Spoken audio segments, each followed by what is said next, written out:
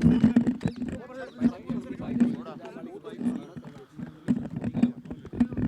आज आपकी बैठक हुई है किसान कल्याण प्राधिकरण की, आप किसान कल्याण प्राधिकरण के चेयरमैन है सर, क्या चर्चा किसानों के मुद्दे पर? देखिए, आज की इस बैठक में जो पीछे की बैठक थी उसमें कुछ स्टडी ग्रुप बनाए थे मुख्यमंत्री जी ने, उनके ऊपर चर्चा आज इस बैठक में हुई है।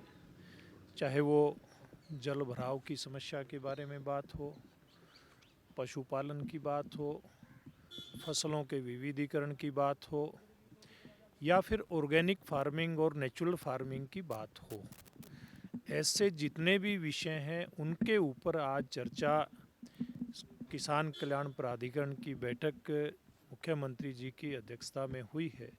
और इसमें अलग अलग विभागों को इसके ऊपर आगामी एक टारगेट दे करके मुख्यमंत्री जी ने कहा है कि चाहे वो योजनाएं कोऑपरेटिव डिपार्टमेंट की हों या पशुपालन विभाग की हों, फिशरीज़ की हों, फॉरेस्ट्री की हों, ऐसे सब विभागों को अलग अलग टारगेट दिया है कि योजना बना करके ये जो पीछे जो अलग अलग विषयों पर किसानों की समस्याएं हैं, इनका अध्ययन करके और इनका समाधान किया जाए। मुख्य रूप से आज की इस बैठक का ये एजेंडा रहा है।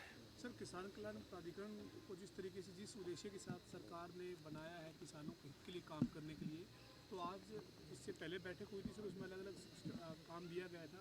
तो आज जो रिपोर्ट आई है सर, ये मानते हैं सर कि किसानों के हित के लिए किसान कल्याण प्राधिकरण आगे बढ़ रहा है तमाम विषयों? देखिए, निश्चित रूप से अलग अलग विषय और मुख्यमंत्री जी स्पेसिफिक इशू के ऊपर बात करते हैं। कैसे किसान के लिए खेती लाभ का सौदा हो, कैसे किसान की तरक्की हो, कैसे हम परंपरागत खेती को छोड़ करके आधुनिक तरीके से खेती करें, कैसे प्रत्येक किसान को ये लगे कि सरकार मेरे लिए कुछ ना कुछ लाभ मुझे हो, इस बात के लिए कदम उठा रही है।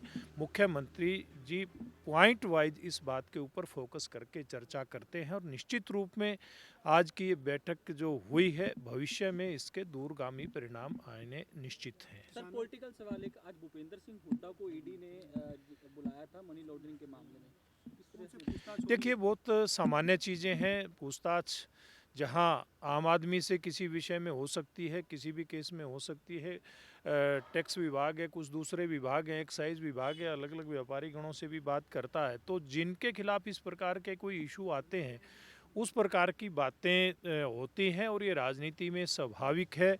और मुझे नहीं लगता कि पूछताछ कहीं कोई गलत है। और पूछताछ के बाद जो भी बात सामने आएगी, उसके बाद आगे की बातें तय होगी, किस प्रकार से आगे किस के खिलाफ एक्शन होना है, किसके खिलाफ नहीं होना। सर, एक और सवाल है सर, हालांकि कांग्रेस का सवाल है, उनके संगठन से जुड़ा है सर, लेकिन आप हरियाणा में कांग्रेस की स्थिति कैसे देखते हैं? क्योंकि आज 3 नेता जो हैं वो हिसार से कांग्रेस संदेश यात्रा शुरू कर रही है, जबकि उनके प्रभारी कह रहे हैं कि ये अधिकृत कार्यक्रम नहीं है। दूसरी तरफ दूसरा धड़ा है, वो अपनी कार्यक्रम चला रहा है सर, कैसे देखते हैं? देखिए, कांग्रेस पार्टी में को कहते हैं ना, एक कहावत है, एक मुहावरा है, अपनी डफली अपना राग। कांग्रेस में कहीं कोई संगठन नहीं है। इनके तो जितने नेता हैं उनका अपना एक संगठन है, जितने नेता हैं उनका अपना एक नीति निर्धारण का जो पार्टी की पॉलिसी तय करता है, उनका एक अपना सिस्टम है। कहीं कोई, हम लोग देख रहे हैं कि हरियाणा प्रदेश में किसी भी प्रकार का इनका कोई संगठन बेस्ड काम नहीं हो करके अलग अलग नेता अपने अपने क्षेत्र में अपने अपने राग को अलाप रहा है। और निश्चित रूप से हम देखते आ रहे हैं पिछले कई सालों से ये लोग अपना संगठन तक नहीं बना पाए। हम लोगों ने पहले अशोक तंवर को देखा, उसके बाद कुमारी शैलजा को देखा, अब हम उदय भान जी को देख रहे हैं।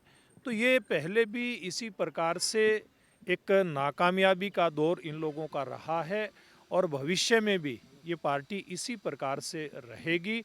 और दूसरी तरफ भारतीय जनता पार्टी से जैसे दल जो आज केंद्र में भी सरकार चला रहे हैं, हरियाणा में भी सरकार चला रहे हैं, हमने ग्रास रूट लेवल पर अपने संगठन को मजबूत करते हुए अपने चुनाव को भी गति देने का काम शुरू कर दिया है। ठीक है सर, थैंक यू सर। धन्यवाद।